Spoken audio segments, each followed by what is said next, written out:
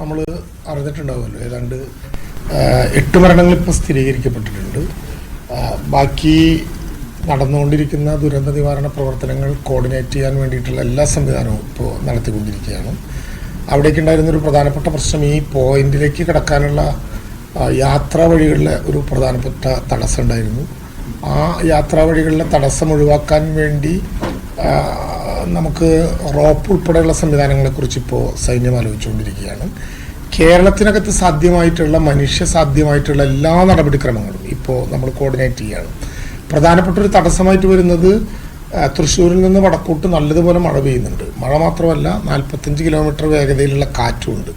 ഇപ്പം ഞങ്ങൾ തന്നെ പുലർച്ചെ പോകാൻ ഒരു ഹെലികോപ്റ്ററിൻ്റെ സാധ്യത തേടിയിട്ടും പോകാൻ പറ്റാത്തത് ആകാശമാർഗമുള്ള യാത്ര കൂടി പ്രയാസമായി വന്നതുകൊണ്ടാണ്. അതുകൊണ്ട് ഇപ്പോൾ ഒരു ചെറിയ വിമാനം അറേഞ്ച് ചെയ്ത് പോകേണ്ടി വരുന്ന വിധത്തിലേക്കാണ് ഞങ്ങളിപ്പോൾ യാത്രയ്ക്ക് വേണ്ടി തയ്യാറെടുക്കുന്നത്. അവിടെ ഇപ്പോൾ ഒരു ആകാശ മാർഗമുള്ള വ്യൂ ലഭ്യമാക്കാൻ ഇപ്പോൾ നമ്മൾ ഉപയോഗിക്കുന്നത് എയർഫോഴ്സിൻ്റെ ALH ഹെലികോപ്റ്ററും MI-17 ഒരു ഹെലികോപ്റ്ററും രണ്ടും ഇപ്പോൾ സുളൂരിലെ ക്യാമ്പസിൽ നിന്ന് യാത്ര തിരിച്ചിട്ടുണ്ട്.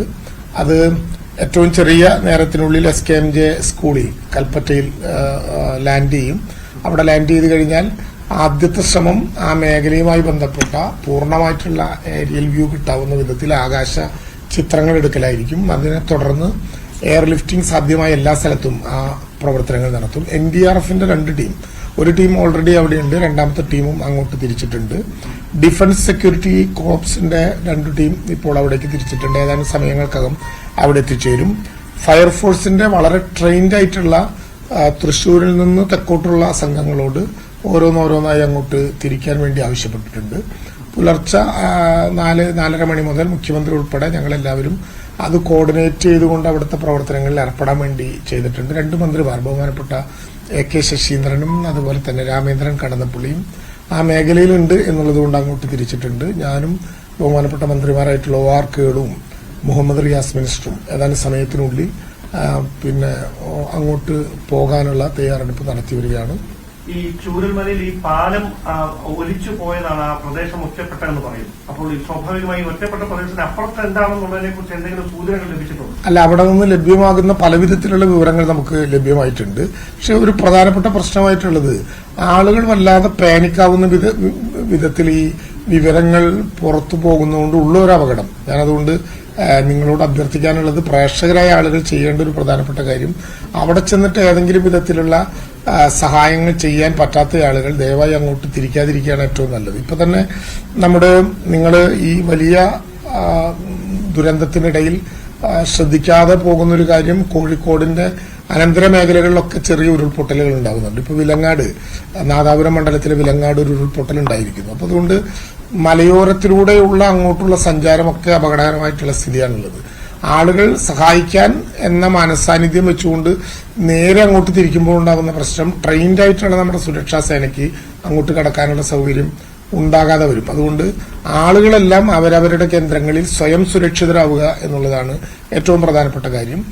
ദേശീയ തലത്തിൽ തന്നെ ദുരന്ത നിവാരണ പ്രവർത്തനങ്ങളിൽ ഏറ്റവും സജ്ജവും സഹായകരവുമായിട്ടുള്ള സംവിധാനം ഉപയോഗിക്കാൻ പറ്റുന്ന നാടാണ് കേരളം എന്നുള്ളതുകൊണ്ട് ആ വിധത്തിലുള്ള പ്രവർത്തനങ്ങൾക്ക് ഇപ്പോൾ നമ്മൾ നേതൃത്വം നൽകി വരുന്നുണ്ട്.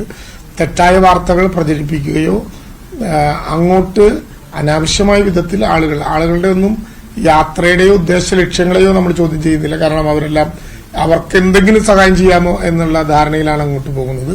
അങ്ങനെ ഏതെങ്കിലും സഹായം ചെയ്യാൻ പറ്റാത്ത ആളുകൾ അവരവരുടെ കേന്ദ്രങ്ങളിൽ സ്വയം സുരക്ഷിതരാവാനുള്ള ഒരു തയ്യാറെടുപ്പ് കൂടി വേണം. ഇന്ന് വൈകുന്നേരത്തോടുകൂടി മഴയ്ക്കൊരു ശമനം ഉണ്ടാകും എന്നാണ് രാവിലെ കിട്ടിയ MD റിപ്പോർട്ടുകൾ ഉൾപ്പെടെ നമുക്ക് മനസ്സിലാക്കാൻ കഴിയും. ഒരു കാര്യം തിരക്കിലാണെന്നറിയാം, അവിടേക്ക് ഈ ഒറ്റപ്പെട്ട സ്ഥലങ്ങളിൽ നിന്ന് ആളുകൾ മാധ്യമ സ്ഥാപനങ്ങളിലേക്ക് ഫോണുകളിൽ വിളിക്കുകയാണ്, ഞങ്ങളെ എങ്ങനെയെങ്കിലും രക്ഷിക്കണമെന്ന് പറഞ്ഞുകൊണ്ട്. അങ്ങനെ ഈ 100 പേരെ 50 പേരായി പല സ്ഥലങ്ങളിൽ കുടുങ്ങിക്കിടക്കുന്നുവെന്ന സൂചനകൾ വരുന്നു. ഇപ്പൊ കൺട്രോൾ റൂം നമ്മൾ കോഴിക്കോട് ആരംഭിച്ചിട്ടുണ്ട്. സ്വാഭാവികമായിട്ടും നിങ്ങളെ വിളിക്കാൻ പറ്റുന്നവർ, മാധ്യമങ്ങളെ കാണാൻ പറ്റുന്നവർ ഈ സൗകര്യം ഉപയോഗിക്കുന്നുണ്ടാവും എന്നുള്ളത് കൊണ്ട് അവർ കൂടി കേൾക്കാൻ വേണ്ടി പറയുകയാണ്. അങ്ങനെ ഏതെങ്കിലും വിധത്തിലുള്ള പ്രയാസങ്ങൾ ഉണ്ടെങ്കിൽ ഇപ്പോൾ കൺട്രോൾ റൂം കളക്ടറേറ്റിൽ ആരംഭിച്ചിട്ടുണ്ട്. ആ കൺട്രോൾ റൂമിലേക്ക് അടിയന്തരമായി ബന്ധപ്പെടാനുള്ള സൗകര്യം ഉണ്ടായാൽ ആ വിധത്തിലേക്ക് എങ്ങനെ എത്തിച്ചേരാൻ കഴിയും, എങ്ങനെ നമുക്ക് കൊടുക്കാൻ കഴിയും എന്നുള്ളത് നോക്കാം. ഇവിടെ എയർലിഫ്റ്റിംഗ് ടീം എത്തിച്ചേർന്നാൽ എയർലിഫ്റ്റിംഗിന്റെ സാധ്യതയും നമ്മൾ പഠിക്കുകയും പുരോഗമിക്കുകയും ചെയ്യുന്നുണ്ട്. അല്ല, ചൂരൽമലയുടെ ചുറ്റുവട്ടത്തുള്ള സ്ഥലങ്ങളാണല്ലോ ഇതിന്റെ ഭാഗമായിട്ടുള്ള ദുരന്തമുണ്ടായിട്ടുള്ളത്. അപ്പോ അവിടേക്ക് വളരെ കൃത്യമായ സ്പോട്ടുകൾ തന്നെ കേന്ദ്രീകരിച്ചുകൊണ്ട് ആളുകൾ പോകാവുന്ന സ്ഥിതിവിശേഷമുണ്ട്. കൂടുതൽ പറഞ്ഞ ആളുകളെല്ലാം കൂടി ആ സ്ഥലങ്ങളിലേക്ക് പോകാനുള്ളൊരു വിവരം ഉണ്ടാകേണ്ടതില്ല എന്നുള്ളത് കൊണ്ടാണ്. മാധ്യമങ്ങൾ നേരത്തെ സൂചിപ്പിച്ചൊരു കാര്യം, ചിലപ്പോൾ കൃത്യമായ വിവരങ്ങൾ അവരറിയാതെ പോകുന്നു. അപ്പൊ അതുകൊണ്ടാണ് പലപ്പോഴും സംശയങ്ങൾ ഉണ്ടാകുന്നത് എന്നുള്ളതാണ്.